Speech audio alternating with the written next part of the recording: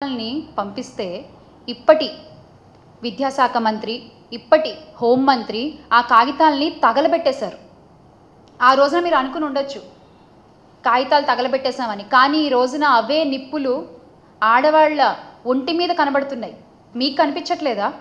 ఆ రోజున పేపర్లు తగలబెట్టేశారు, ఈ రోజున అదే నిప్పుల్లో ఆడపిల్లలు తగలడిపోతున్నారు. అవేమీ మీకు కనిపించవు కదా అస్సలు. అంటే మీది ఈ మహిళా భద్రత విషయంలో మీ కూటమి ప్రభుత్వం ఫెయిల్ అయింది అని మీ మంత్రి గారే, ఉప ముఖ్యమంత్రి గారు, గౌరవనీయ పవన్ కళ్యాణ్ గారే ఒప్పుకున్నారు. Yes, we fail to protect our women in AP అని ఆయనే ఒప్పుకున్నారు. ఇకపోతే అనిత గారు గత ఏడాది జూన్ నుంచి జనవరి మధ్య నెలల్లో కూటమి పాలనలో మహిళలపై నేరాలకు సంబంధించి 16,809 కేసులు నమోదైనట్లు శాసనసభలో ఆవిడే వెల్లడించారు. ఇన్ని కేసులు నమోదైనట్లు వెల్లడించుకొని అదేదో అంటే ఇన్ని కేసులు వచ్చాయని ఆవిడ ఏదో చెప్పుకున్నారు, కానీ దానికి తగ్గ న్యాయం మేము ఒక్క కేసు కన్నా చేశాము అని ఆవిడ ఎందుకు చెప్పలేకపోయారు అదే శాసనసభలో? ఎందుకంటే మీరు చేయలేరు కాబట్టి, మీవన్నీ ఉత్తుత్తి మాటలే కాబట్టి. ఒక్కొక్క కేసు చూసుకుంటే మనము అనకాపల్లి జిల్లా రాంబిల్లి మండలం కొప్పుగొండుపాలెంలో 9వ తరగతి బాలికను ఓ ప్రేమోన్మాది నరికి చంపేశాడు. ఆ విషయంలో మీరు ఎలాంటి న్యాయం చేయలేదు. అలాగే రాష్ట్ర ప్రభుత్వ పోలీస్ వ్యవస్థ అసమర్థతకు గుర్తుగా నేటికి నంద్యాల జిల్లా మచ్చుమరి ఘటన మనకు కనబడుతుంది. ఆ కేసులో పోలీసులు చేసిందేంటి? ఒక దళిత యువకుడిని లాకప్ డెత్ చేసి మమ అనిపించారు.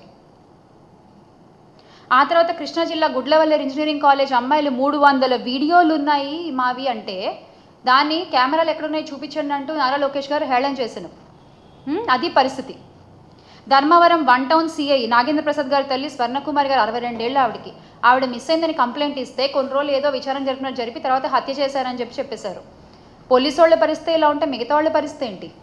చిత్తూరు జిల్లా పొంగునూరులో 7 ఏళ్ల బాలిక అంజుమ్ విషయంలోనూ అదే జరిగింది. బాలికని ప్రాణాలతో కాపాడలేకపోయిన హోంమంత్రి పొంగునూరుకు వెళ్ళి రాజకీయం మాత్రం బాగా చేశారు. డిప్యూటీ సీఎం పవన్ కళ్యాణ్ గారి నియోజకవర్గంలో కూడా అదే జరిగింది. ఆ దుర్గాడ్ జాన్ అనే వ్యక్తి 16 ఏళ్ల బాలికపై సోమవారం అత్యాచారానికి పాల్పడితే ఆ వ్యక్తిపై ఎలాంటి యాక్షన్ తీసుకున్నారో మనందరం చూసాం. మీ ప్రభుత్వంలో ఇలా జరుగుతుంటే మా ప్రభుత్వంలో, గత ప్రభుత్వంలో వైఎస్ఆర్ కాంగ్రెస్ పార్టీ అధికారంలో ఉన్నప్పుడు, జగన్మోహన్ రెడ్డి గారు ముఖ్యమంత్రిగా ఉన్నప్పుడు మహిళలకు ఎంత భరోసా కల్పించారు. ప్రతి అడుగులోనూ ఒక సోదరుడిగా, ఒక కొడుకుగా తోడుండి మహిళల్ని ముందుకు నడిపించిన ఘనత వైఎస్ జగన్మోహన్ రెడ్డి గారిది. అమ్మ కడుపులో ఉన్న బిడ్డ దగ్గర నుంచి నిండు మనసుతో ఆశీర్వదించే అవ్వ దాకా ఏ వయసులో మహిళలకి ఎలాంటి అవసరాలు ఉంటాయి గుర్తెరిగి వాటికి తగ్గట్టుగా పథకాలను అమలుపరిచి సంక్షేమాన్ని అందించిన ఘనత is the one and only YS Jaganmohan Reddy గారిది. అలాంటి ముఖ్యమంత్రి ఏపీ చరిత్రలో ఎవరు లేరు. ఘంటాపదంగా చెప్పగలను నేను. He is the one and he is the only one. నవరత్నాల పథకాల్లో 90% మహిళల కోసం ఇస్తే ఆ సంక్షేమం వల్ల ప్రతి ఇంట్లోనూ మహిళలకి ఎంత గౌరవం పెరిగింది, ఎంత విలువ పెరిగింది మనందరం చూసాం.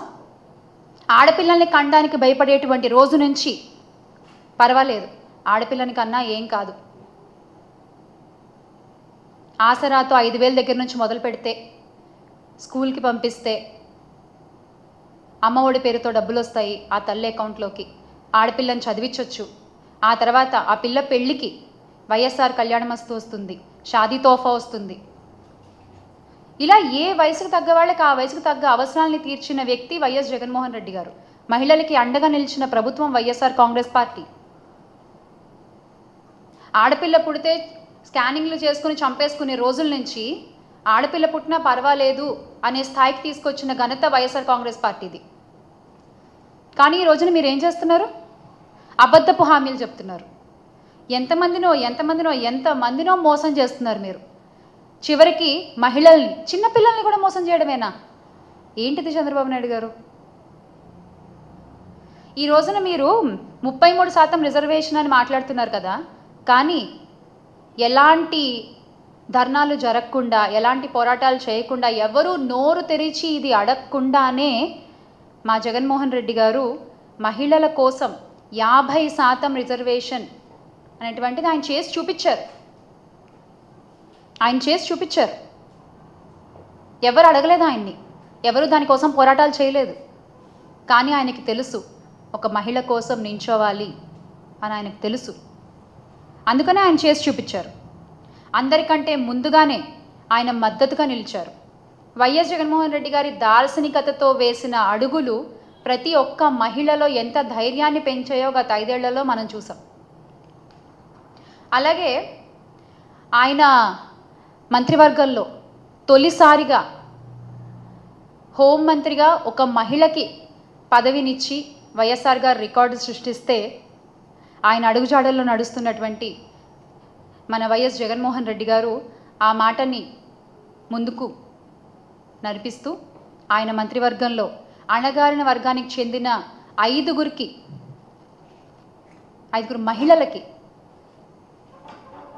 హోంమంత్రిగా ఆయన అవకాశం కల్పించారు. అంటే మొట్టమొదటిసారికి మనం చూసుకున్నట్లయితే కనుక తొలి మంత్రివర్గంలో దళిత వర్గానికి చెందిన మేకతోటి సుచరిత గారు, అలాగే ఉప ముఖ్యమంత్రిగా గిరిజన మహిళ పాముల పుష్పశ్రీవాణి గారు, మళ్లీ విడత విస్తరణలో హోంమంత్రిగా దళిత వర్గానికి చెందిన తానేటి వనిత గారు, మరో 3 మహిళలు, డిప్యూటీ సీఎం కావచ్చు, హోంమంత్రి కావచ్చు, సబ్జెక్ట్ టు కరెక్షన్, ఇలా చాలామందికి మహిళలకి ఆయన మంత్రివర్గంలో స్థానాన్ని కల్పించారు. ఆర్థిక, సామాజిక, రాజకీయ వర్గాల్లో మహిళలు ముందుండాలి అన్నటువంటి సదుద్దేశం జగన్మోహన్ రెడ్డి గారిది. రాష్ట్రంలో 13 జడ్పీ చైర్మన్ పదవుల్లో 7 మహిళలకే ఇచ్చారు. 26 జడ్పీ వైస్ చైర్మన్ పదవుల్లో 15 మంది మహిళలకు అవకాశం కల్పించారు. 12 మేయర్ పోస్టులుంటే 24 డిప్యూటీ మేయర్ పదవులు, మొత్తం 36 పదవుల్లో 18 మంది మహిళలే ఉండేలా చూసుకున్నారు ఆయన. ఇది కదా దార్శనికత అంటే, ఇది కదా మహిళా సాధికారత అంటే. బిడ్డ పుట్టిన దగ్గర నుంచి ఇందాక నేను చెప్పినట్టు ఏ వయసులో ఏమేం కావాలో ఆయన మనసుకి తెలుసు, ఆయన నమ్మిన ప్రజలకు తెలుసు ఆయన ఏం చేశారు అన్నది.